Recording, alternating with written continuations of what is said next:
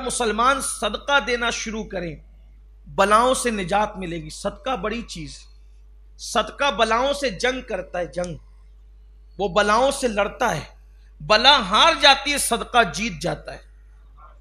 یعنی یہاں بلاؤں سے بچیں گے صدقے کی برکت سے، بڑی بیماریوں سے بچیں گے، بری موت سے بچیں گے. اور ادھر جنت میں یہ ہوتا ہے، آقا علیہ السلام فرماتے ہیں جیسے تم بچڑا پالتے ہو، بچڑے کی پرورش کرتے ہو، ویسے اللہ تمہارے صدقے کی پرورش فرماتا ہے. یہاں تک کہ جب تم مر کر کے جاؤ گے تو اللہ تبارک و تعالیٰ تمہارا وہ صدقہ تم پر پیش کرے گا. وہ عرض کریں گے مولا ہم نے اتنا تو نہیں دیا تھا، تو ارشاد ہوگا کہ تمہارے صدقے کی ہم نے پرورش کی ہے اور وہ یہاں تک کہ پہنچ گیا، اتنا زیادہ ہو گیا ہے. اس لیے صدقے کی عادت ڈالو، اپنے بچوں کو بھی عادی بناؤ صدقے کا. اور یہ بھی آپ کو بتاؤں، جو مسجد کے زینے پر بیٹھتے ہیں ضروری نہیں کہ آپ ان کو صدقہ دیں. جو آپ کے دروازوں پہ بھیک مانگنے آتے ضروری نہیں کہ آپ ان کو صدقہ، آپ کسی بھی مسکین کو دے سکتے ہیں، کسی بھی ضرورت مند کو، چونکہ نفلی صدقہ ہے آپ کسی کو بھی دے سکتے. مثال کے طور پر اگر کوئی مسجد کے امام صاحب آپ کو غریب اور مفلس نظر آتے ہیں تو آپ مصافحہ کر کے اس نیت سے ان کے ہاتھ میں بھی رکھ سکتے ہیں، نفلی صدقہ. بلکہ اگر آپ اس طبقے کو دیں صدقہ نفلی جو مستحق ہیں اور دیندار بھی ہے تو اللہ تبارک و تعالیٰ آپ کو اجر زیادہ عطا فرمائے گا. اسی طرح آپ کے رشتہ دار کے اندر جو مسکین ہیں ان کو دے تو اللہ آپ کو ڈبل ثواب عطا فرمائے گا. ایسے بھی ہیں ہمارے شہر کے ائمہ جو مسکینی سے گزر رہے ہیں، مؤذن، مسجد کے خدمت گار، یہ طبقہ، ان کو صدقہ دینا چاہیے. اور چونکہ نفلی صدقہ ہے تو خیر ویسے صدقہ واجبہ بھی جو ہے وہ کوئی ضروری نہیں ہے کہ کہہ کر کے دیں کہ یہ میں تمہیں صدقہ دے رہا ہوں. نظر کہہ کے، تحفہ کہہ کے، گفٹ کہہ کے بھی آپ دے سکتے ہیں. لیکن یہ کہ صدقہ مسکین کو دیں، مسکین یعنی غریب کو دے، مفلس کو دے، ضرورت مند کو دے. ایسے کوئی بیوہ ہو، کوئی یتیم ہو ان کو دیں. بلکہ میرے آقا صلی اللہ علیہ وآلہ وسلم فرماتے ہیں اگر کوئی چاہتا ہے کہ اللہ اس کو بری موت سے بچائے، بری موت نہ وہ مرے، بری موت سے محفوظ رہے، تو میرے آقا علیہ السلام نے فرمایا سیدھے ہاتھ سے صدقہ دو تو الٹے ہاتھ کو خبر مت ہونے دو. تو اس عشرہ ذی الحجہ میں صدقے کا ثواب میرے آقا علیہ السلام فرماتے ہیں انبیاء پر تصدق کرنے کے برابر. پھر فرمایا کہ جو عشرہ ذی الحجہ میں کسی بیمار کی بیمار پرسی کرنے کے لیے، کوئی بیمار ہو اس کی عیادت کے لیے جو ذی الحجہ کے ان 10 دنوں کے اندر جائے، عشرہ ذی الحجہ میں جائے، تو ایسا ہی ہے کہ جیسے اس نے کسی ولی کی عیادت کی، کسی ابدال کی عیادت کی. ولی اور ابدال کی عیادت کرنے کا جو ثواب ملتا ہے وہ ذی الحجہ شریف کے اندر کسی بھی مسلمان کو جو ہے وہ دیکھنے جانے کے لیے، بیمار پرسی کے لیے، اس کی مزاج پرسی کے لیے جانے کے لیے اللہ ابدال اور ولی کی عیادت کا ثواب عطا فرماتا ہے. کوئی پتہ چلے کہ اگر بیمار ہو تو اس کی عیادت کو، اور صرف ذی الحجہ میں نہ کیا کرو، بلکہ کوئی کبھی بھی بیمار پڑے پتہ چل جائے تو موقع جانے مت دیا کرو. اب تو فون کا دور ہے، فون کر کے پوچھ لیں کہ بھئی سنا آپ کی طبیعت خراب ہے، اللہ آپ کو شفا دے دے. یہ بھی تو مزاج پرسی ہو گئی، حالانکہ جانے کا اجر کچھ اور ہی. حدیث پاک میں آتا ہے کہ جب کوئی بیمار سے ملنے جاتا ہے تو وہ اللہ کی رحمت میں نہاتے ہوئے جاتا ہے، اور جب وہ بیمار کے پاس بیٹھتا ہے تو وہ اللہ کی رحمتوں کے اندر جو وہ غوطہ لگاتا ہے، ڈبکیاں لیتا ہے. وہ ایسا ہے، اور وہ اللہ کی رحمتوں کے پھول چنتا ہے جب بیمار کے پاس بیٹھتا ہے. کیوں؟ اس لیے کہ میرے آقا علیہ الصلوۃ والتسلیم نے فرمایا انسان جتنے دن بیمار رہتا ہے وہ اللہ کا مہمان رہتا ہے. بیمار رہنے والا، کیا بات کی اللہ کے حبیب، قربان جائیں، قربان میں ان کی بخشش کے.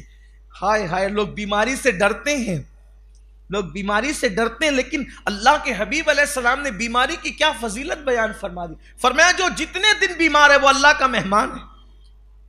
اب اللہ کا مہمان، اب سوچتے جائیے مہمان کا کیسے اکرام ہوتا ہے. مہمان بولے بھائی میں پانی نہیں پیوں گا، شربت لا دو، تو بولو دیتے ہیں کہ نہیں؟ میٹھی نہیں چلتی، پھیکی چائے چلتی ہے، دیتے ہیں کہ نہیں؟ یہ نہیں چلتا وہ چلتا ہے، دیتے ہیں کہ نہیں؟ یہ کھانا نہیں چلتا وہ نہیں. یعنی گویا کہ جو میزبان ہوتا ہے وہ مہمان کا ہر مطالبہ پورا کرتا ہے، تو پتہ چل رہا ہے کہ بیمار اللہ کا مہمان ہے، اللہ اس کا میزبان ہے اپنی شان کے مطابق۔ اب بیمار جو مانگتا جاتا ہے اللہ اس کو عطا کرتا جاتا ہے، اور بیمار کے پاس جو آ کر کے بیٹھتا ہے اس کو ہی برکتیں ملتی ہیں۔ بیماروں سے نفرت نہ کیا کرو، ان کی عیادت کرو، مزاج پرسی کرو، ان کی مدد کرو۔ ایک اور بات آپ کو بتاؤں، خاص بات، بیماروں سے متعلق آ گئی تو بات بتاؤں۔ ہم لوگ جب شادیوں میں جاتے ہیں، کسی کی شادی ہوتی ہے، ہم شادیوں میں جاتے ہیں تو لفافہ لے کر جاتے ہیں، کپڑے لے کر جاتے ہیں، گفٹ لے کر جاتے ہیں، صحیح؟ حالانکہ جو شادی ہوتی ہے وہ منصوبہ بند طریقے سے ہوتی ہے، سال بھر 6 مہینہ 3 مہینہ 4 مہینہ پہلے سے پلان بنتا ہے کہ بھائی جو ہے وہ شادی کرنا ہے، بجٹ ہوتا ہے، پلان ہوتا ہے، تیاری ہوتی ہے، یہ سب کچھ ہوتا ہے، خوشی کا موقع، پھر شادی ہوتی ہے، پھر بھی ہم گفٹ لے کر جاتے ہیں، پیسے لے کر جاتے ہیں۔ لیکن ہم جب مریض کے پاس جاتے ہیں تو مریض کے پاس جاتے ہیں تو کیا لے کر جاتے ہیں؟ 1-2 سیب لے لیا، ناریل کا پانی، ہمارے گاؤں میں تو یہی رواج ہے، 1-2 سیب لے لیا، ناریل کا پانی لے لیا، چیکو وغیرہ لے لیا، یہ لے کر کے جاتے ہیں۔ ٹھیک ہے، مجھے اس پہ کوئی اعتراض نہیں، لیکن میرا آپ سے مشورہ ہے، آپ سے میری گزارش ہے، اگر بیمار پڑنے والا شخص ہاسپٹل کے اندر ہے، یعنی اتنا بیمار ہے کہ ہاسپٹل میں ہے، تو جس وقت آپ اس سے ملنے کے لیے جائیں تو نقدی کا اپنی حیثیت کے مطابق کوئی نہ کوئی لفافہ ساتھ میں لیں۔ خوشی کے موقع پر تو پیسے ہوتے ہیں پھر بھی ہم ان کو دیتے ہیں، لیکن یہ بیمار جو بندہ ہے، اچانک بیمار پڑا ہے، ہاسپٹل میں ہے، اور ہاسپٹل کس قدر مہنگا ہو گیا آپ جانتے ہیں، کیا حالات ہو گئے ہاسپٹل کے، علاج کتنا مہنگا ہو گیا ہے، علاج کی کیفیت کیا ہے آپ اچھی طرح جانتے ہیں۔ تو کاش کہ ایسا ہو کہ اس وقت جو ہے آپ لے جا کر کے دیں تو اس کا دل جو خوش ہوگا، اور اس کے دل سے جو دعا نکلے گی، میں سمجھتا ہوں کہ وہ باب اجابت الہی سے ٹکرائے گی، کیونکہ اللہ کے رسول صلی اللہ علیہ وآلہ وسلم نے فرمایا کہ اللہ بیمار کی دعا کو رد نہیں فرماتا، اور چونکہ بیمار تو اللہ کا مہمان ہے، اس کی دعا رد کیسے ہوگی، اس لیے اس کی دعا لینے کا حکم ہے۔ بے شمار ایسے لوگ ہیں جو مجبور ہاسپٹل میں پڑے رہتے ہیں، دوا کے لیے پیسے نہیں ہوتے، علاج کے لیے پیسے نہیں ہوتے، کبھی چندہ مانگا جاتا ہے، کبھی کچھ ہوتا ہے، کاش کہ ہم اس سے ملنے کے لیے جائیں اور چھوٹی سی نظر اس کو پیش کر دیں۔ اتنی سارے خرافات میں پیسے خرچ کرتے ہیں، اگر بیماروں کو دینا شروع کر دیں تو میں سمجھتا ہوں کہ 10 لوگ اگر ملنے کے لیے چلے جائیں تو ایسا نہیں ہو سکتا کہ اس کے ہاسپٹل کے اخراجات کا بار کچھ ہلکا ہو جائے۔ یاد رکھیے، جب تک تم اللہ کے بندوں کی مدد کرتے رہو گے اللہ تمہاری مدد کرتا رہے گا۔ میں صرف ترغیب کے لیے آپ کو ایک بات بتاؤں کہ ایک مرتبہ ایسا ہی ہوا، اللہ تبارک و تعالیٰ نیکیوں کو ضائع ہونے سے بچائے، لیکن ترغیب کے لیے بات بتا رہا ہوں کہ میری عادت ہے اگر میں کسی غریب کی عیادت کے لیے جاتا ہوں تو بہت زیادہ تو نہیں، اپنی حیثیت کے مطابق کچھ نہ کچھ اس کو پیش کرتا ہوں، میری عادت ہے۔ حتی الامکان آپ لوگوں کی طرح بہت زیادہ مالدار نہیں ہوں، لیکن بہت غریب بھی نہیں ہوں، جو بھی اللہ نے توفیق بخشی ہے وہ میں پیش کرتا ہوں۔ ایک مرتبہ میں ایسی ایک صاحب سے ملنے کے لیے گیا، اور بڑے عالم تھے، اور ان کی آمدنی کے متعلق مجھے پتا تھا کہ ان کی آمدنی اتنی کچھ نہیں ہے، وہ کل انحصار جو وہ مسجد پر ہیں، کل انحصار مسجد پر، اور وہ بیمار تھے تو مسجد والوں نے جس شخص کو امامت پہ رکھا تھا تنخواہ بھی ان کو دی جا رہی تھی۔ اب آپ سمجھ سکتے ہیں کہ کیا کیفیت ہوگی۔ میں گیا تو میں نے اپنی عادت کے مطابق ان کو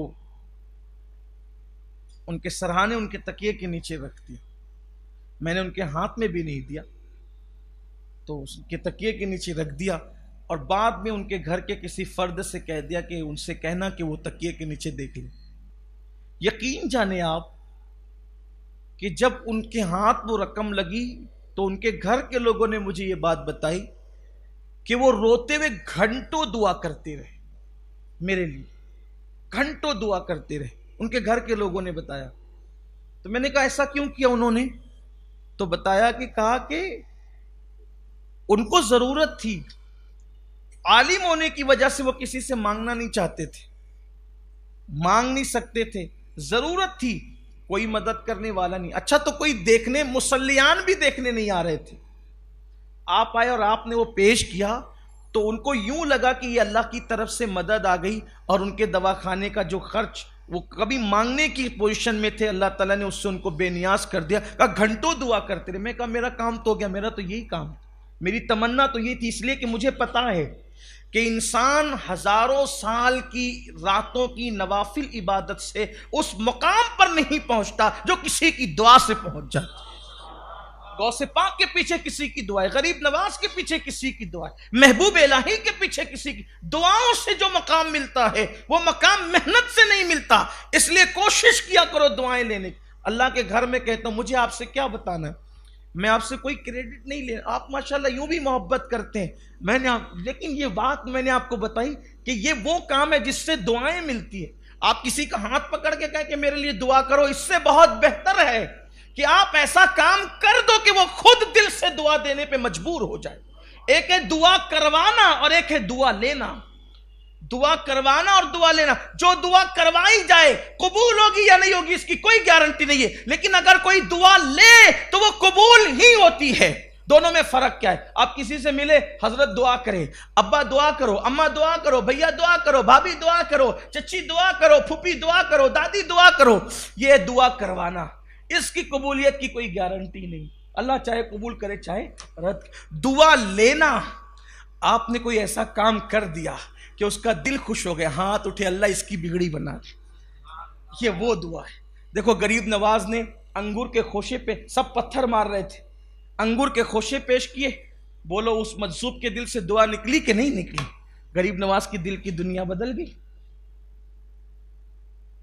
اسی طریقے سے قطب کے پاس مدرسے کے بچوں کے ساتھ غوث پاک گئے، بچوں نے بے ادبی کی، وہ پورا واقعہ جو آپ پہلے سن چکے ہیں۔ غوث پاک نے ادب کیا تو ادب سے ان کے دل سے دعا نکلی، جا عبد القادر تجھ پر ایک وقت ایسا آئے گا کہ تو بغداد کے جامع مسجد کے منبر پہ بیٹھ کے کہے گا میرا یہ قدم ہر ولی کی گردن پر ہے۔ دل سے دعا نکلی، دل سے۔ یہ دعائیں بہت بڑی چیز، دعا کو ہلکا مت سمجھو، دعا کو اور دعا لو۔ صحابہ کرام تو اس قدر حضور کی دعائیں لیتے تھے، بلکہ حضور علیہ السلام کو نالین پہنانے کے لیے بہت کوشش کر، حضور علیہ السلام کے سامنے جو نالین رکھ دے حضور اس کو بھی دعا کر۔ ایک صحابی نے حضور کو نالین پہنایا، آقا نے فرمایا تو نے مجھے نالین پہنائی، اللہ صراط پل صراط پر تجھے ثابت قدم رکھے۔ حضور نے یہ، اور آقا بہت دعا دیتے تھے، بہت دعا۔ کسی کو مسکراتے دیکھا کہ اللہ تجھے مسکراتا رکھے، کسی کو نئے کپڑے پہنے دیکھا کہ اللہ پہنتا رہے پھاڑتا رہے، مطلب یعنی اللہ تجھے اتنی عمر دے کہ جو تو نے نیا پہنا ہے وہ تیرا پھٹ جائے، اتنے دن تک کہ تو پہنے۔ حضور دعائیں دیتے تھے صلی اللہ علیہ وآلہ وسلم۔ تو بیمار کی عیادت، مظلوم کی مدد، کمزوروں کی مدد۔ اسی طرح سے آپ سے یہ بھی کہتا ہوں کہ صرف ذی الحجہ کے لیے خاص نہیں مریضوں کی عیادت، بہت لوگ بیچارے مجبور، پریشان حال، مشکلوں کے اندر پھنسے ہوئے ہیں، اگر آپ ان کی مدد کریں گے تو آپ ان سے دعائیں لے سکیں گے، اور دعائیں لوگے تو پھر ترقی ہوگی، عروج ہی ہوگا، کامیابی ہوگی۔ تو میرے آقا علیہ الصلوۃ والتسلیم نے فرمایا کہ جو ذی الحجہ شریف میں کسی بیمار کی عیادت کے لیے جائے اللہ اسے ابدال اور ولی کی بیمار پرسی جتنا ثواب عطا فرماتا ہے۔ پھر فرمایا اگر ذی الحجہ شریف کے ان 10 دنوں میں کسی کے جنازے میں تمہیں شرکت کا موقع مل جائے تو اللہ شہید کے جنازے میں شرکت کرنے کا ثواب عطا فرماتا ہے۔ یعنی آپ نے کسی شہید کے جنازے میں شرکت کی، اور اگر ان 10 دنوں میں آپ نے اب کسی مسلمان کو لباس دے دیا، کپڑا دے دیا، ڈریس دے دیا، آقا کریم صلی اللہ علیہ وآلہ وسلم فرماتے ہیں اللہ تمہیں جنت کا لباس پہنائے گا اس کو۔ یہ 10 دنوں کے اندر اتنی برکتیں، اللہ تعالیٰ جنت کا لباس پہنائے گا۔ ہو سکے کسی ایک غریب بھائی کو، مسکین بھائی کو ایک ڈریس بنا دوں، 500-700 روپے میں تو بن ہی جاتا ہے ایک ڈریس۔ 500 روپے میں ان لوگوں کے لیے کہہ رہا ہوں بیچارے جو ہمت نہیں کر پائیں گے۔ باقی آپ سے کہتا ہوں کسی کو دو، اپنی عادت بناؤ، جب بھی کسی کو کوئی چیز دو تو ہمیشہ اچھی چیز دیا کرو. یہ ایسا نہیں کہ جو اپنے کو نہیں پسند آئے وہ اٹھا کر دے دو. ہمیشہ سے ہمارا مزاج یہی رہا ہے، جو اپنے کو نہیں پسند آیا وہ اٹھا کے دے دو، جو استعمال کے قابل نہیں رہا وہ اٹھا کے دے دیا. نہیں، جو ہمیں پسند ہے وہی دو، جو آپ کو پسند ہے وہ دو، جو آپ کی ضرورت ہے وہ دو. کچھ لوگوں کا حال یہ ہوتا ہے، جب تک کہ کھانا سڑ نہیں جاتا تب تک فقیروں کی جھولی میں نہیں جاتا. یہ کیا قبول ہوگا؟ سڑا ہوا کھانا، بدبودار کھانا کسی فقیر کی جھولی میں ڈالنے کا مطلب یہ ہوا کہ آپ نے اپنے گھر کو صاف کرنے کا منصوبہ کیا. گھر صاف کر لیا، آپ نے صفائی کر لی گھر کی، اس پہ کیا اجر اور صلہ ملنا ہے؟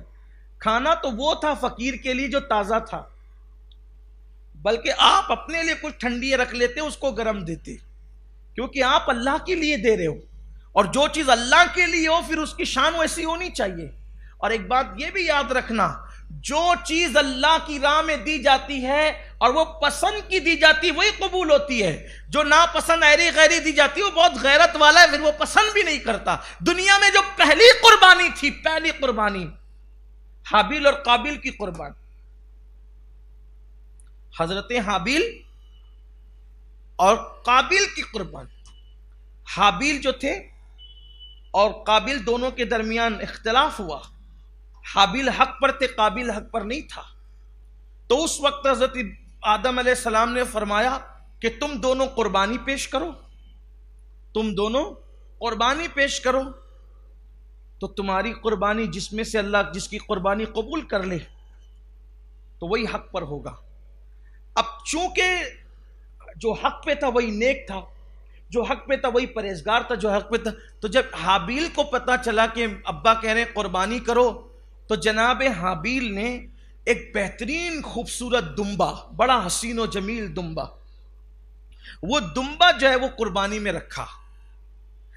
اور قابیل نے اپنی کھیت میں سے سڑی ہوئی بالیاں، وہ جو بالیاں ہوتی ہیں جس میں اناج لگا، سڑی ہوئی بالیاں وہ رکھ دی. اب یہ پہلی قربانی تھی دنیا کی پہلی قربانی، حابیل اور قابیل.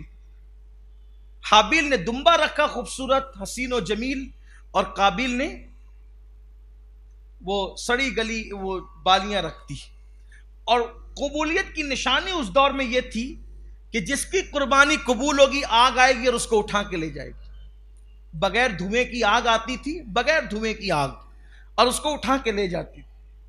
اور جو پڑی رہ جاتی تھی وہ قربانی مردود ہو گئی، رد ہو گئی، قبول نہیں ہے.